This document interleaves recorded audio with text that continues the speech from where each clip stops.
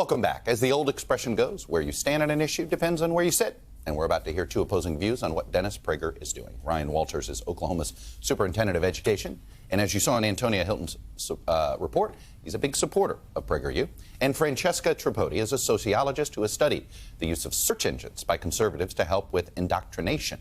She is also the author of The Propagandist's Playbook. Welcome to both of you. Ryan, I'm going to start with you.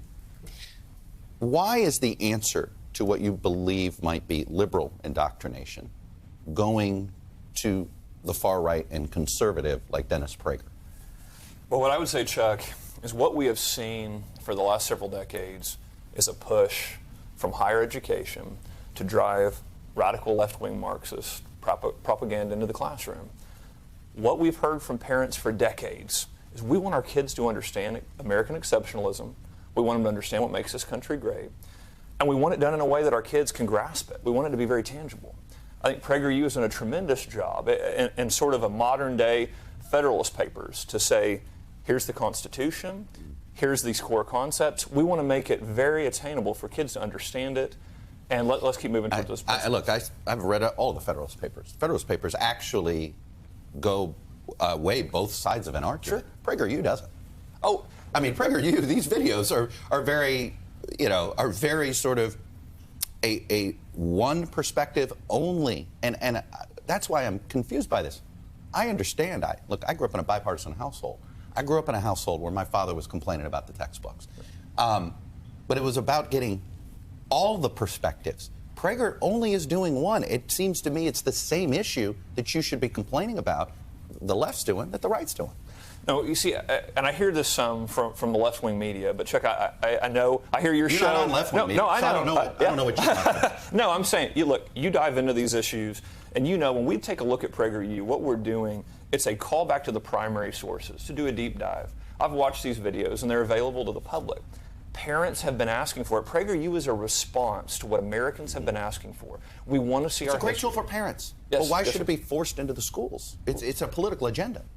No, I reject that. What we see here is our schools have been pushing this left-wing ideology for decades. It's time to get back to the basics. Were you pushing a left-wing ideology? I absolutely was not. So I saw then that. You're one of the point is, I hear this, and yet that isn't what you talk to teachers, and it's a lot more of a nuanced conversation than the way you're presenting it.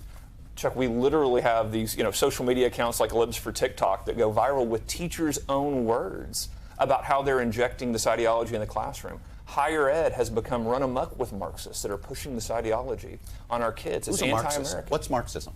Marxism. Define it for me, please. It's Karl Marx's belief that you've got to supplement the family entirely. Mm-hmm. You've got to have a socialist takeover of the economy. And not only that, but there's the socialist. And our school system is teaching there should be a socialist takeover of the economy? The American school system? Absolutely. I where? Chuck, you've seen the videos of the teachers on camera saying we're doing that.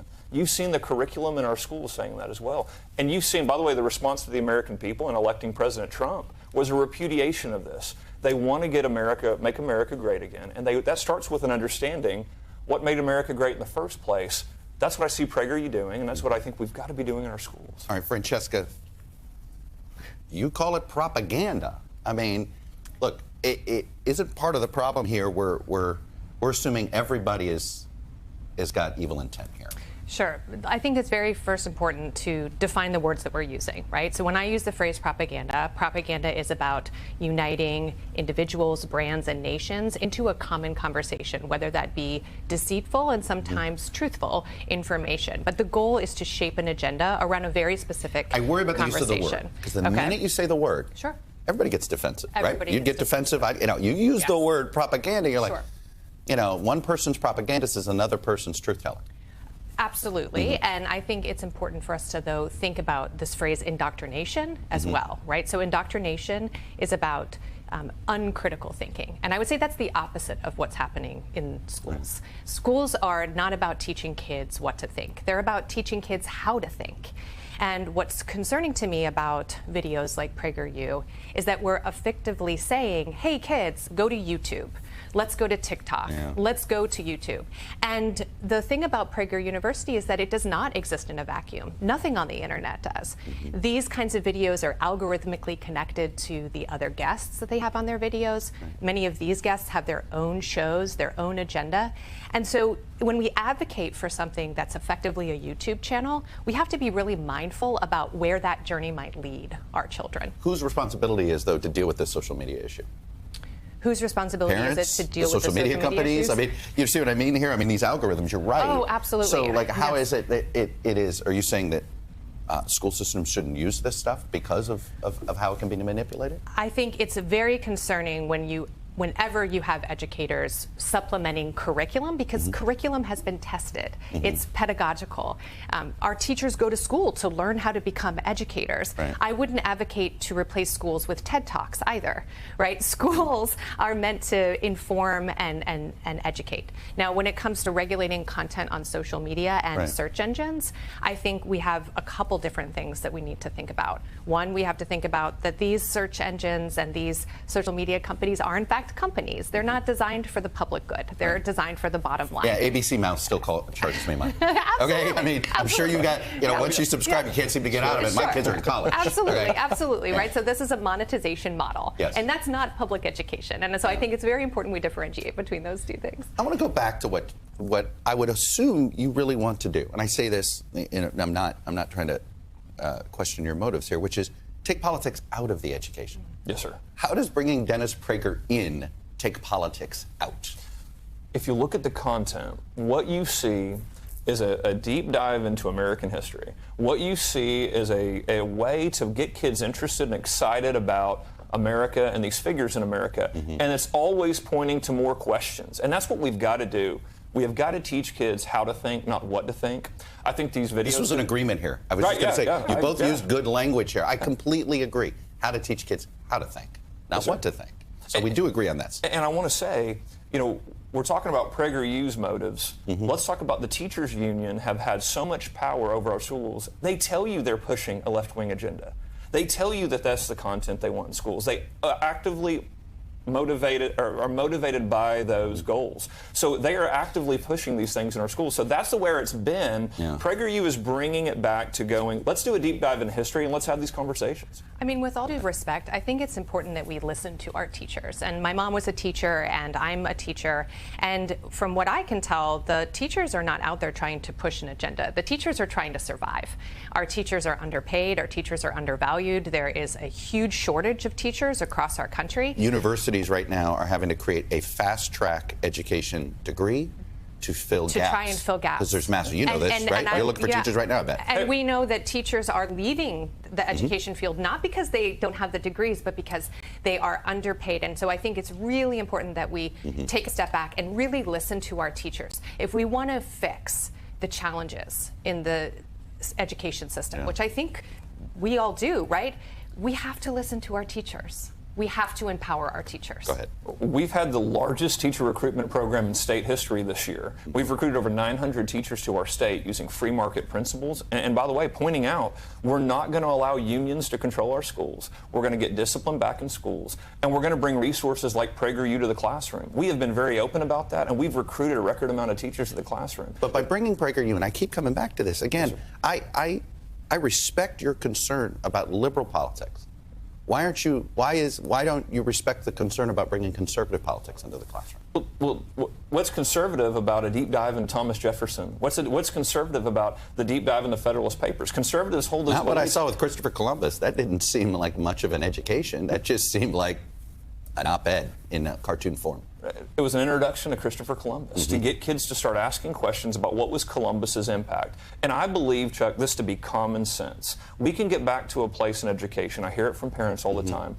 We want curriculum we can see. We want our kids to understand what makes America great. Because frankly, that's what we want for the future of the country.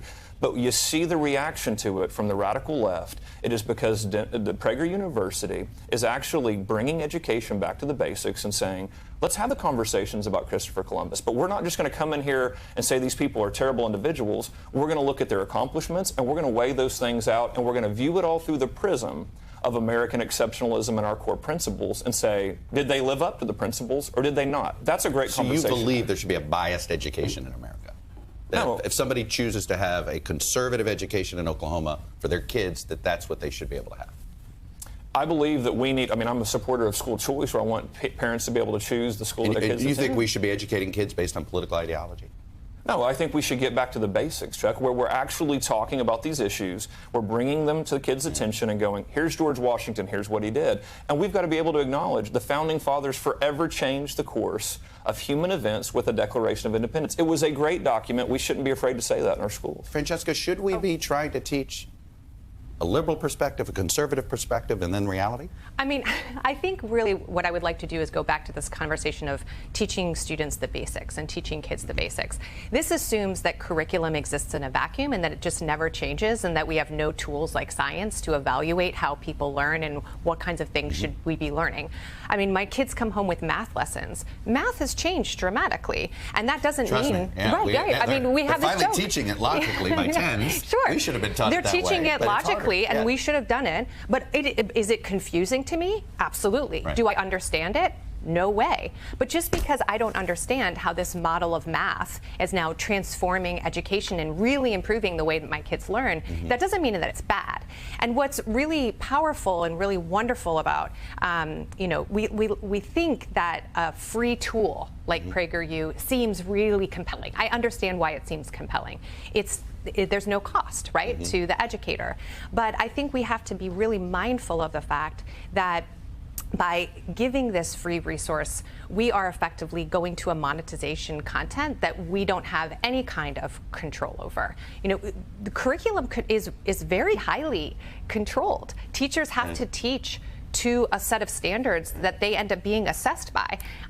Teachers can't just make up whatever they want to teach. And so I think it's important to understand that even though curriculum is evolving and even though curriculum doesn't seem familiar to us, that doesn't mean it's wrong. Let me ask you this. If parents don't want PragerU taught in a school that they're sending their kid to, what should they do? Look, we've made it available so that all schools, parents, teachers can look at it. We encourage more conversations with parents in the school. That's what we've got to get back to. And this is where we've just lost our way, Chuck. Common sense is bringing parents into a school, having conversations, bringing curriculum to the table, having these open and transparent discussions with parents. We've sacrificed common sense at the altar of higher ed. Higher ed has pushed this radicalism. Let me ask you this. How would you teach the Tulsa Race Massacre? Because you were a history teacher. Yes, sir. I'll tell you how I taught it. Right. I taught it as it was an evil, racist event. And let me tell you something. They weren't racist because of the color of their skin, those white individuals. How do you know They were I don't believe people are inherently racist, but they chose to be racist. They chose to be racist, and that's the discussion you have with young people. Those individuals chose an evil racist ideology, and they acted that way. And we need to learn the lessons from that. That's how I taught it. That's how we tell the state to teach it. You've got to make sure people understand the evils of racism, and we absolutely need to acknowledge that. Our kids need to know it. Okay. Absolutely, racism is evil. We can all agree on that. I think the difference, though, is that we can't just think that it's some individual person acting as a racist. We also have to understand how racism becomes embedded into different structures, like our school system, right? How resources are allocated to schools. These are predicated on a long history of racism. And if we don't learn and understand those lessons, it's really challenging for us to make the kinds of shifts that I think we want to see. Funding schools with property taxes just creates the haves and have-nots right there. Absolutely. Absolutely. That is not, it turned out, it was a unique idea, but it turned out it created inequality, right? It created inequality, and it also perpetuated a lot of problems that we're facing today. And that's not because one group of people was like, I'm a racist, I'm evil, right? This is embedded into how the school system runs in the United States. You mentioned what makes American exceptional. What made American exceptional is the founders' belief in a Judeo-Christian value set, individual liberty, and the belief that America, if we truly tell people that those individual liberties, that you are capable of self-determination, we can do great things. The country's done great things. We've got to get back to that in our schools. Some of us believe the beauty of America is that we're willing to admit when we were wrong. I think this is and that is when that's what made us different than every other. What makes American exceptional is when we know we've done poorly, and we try to do better the next time. A more perfect union. And it starts with an understanding of the principles and then judging our history in accordance with those principles. Go ahead, Francesca. Sorry. I mean, no, not at all. I was just saying, I think what Ryan is saying here is really indicative of why PragerU videos are appealing, right? They provide this nostalgia for a past that never really existed. And so if we are saying, oh, we need to get back to teaching schools like it's 1930, that doesn't recognize schools were segregated in 1930. And we need to recognize that. I'm going to leave it there. The classroom is returning into quite the polarized debate place. Anyway, thank you both. It was very respectful. Thanks for watching. Stay updated about breaking news and top stories on the NBC News app or follow us on social media.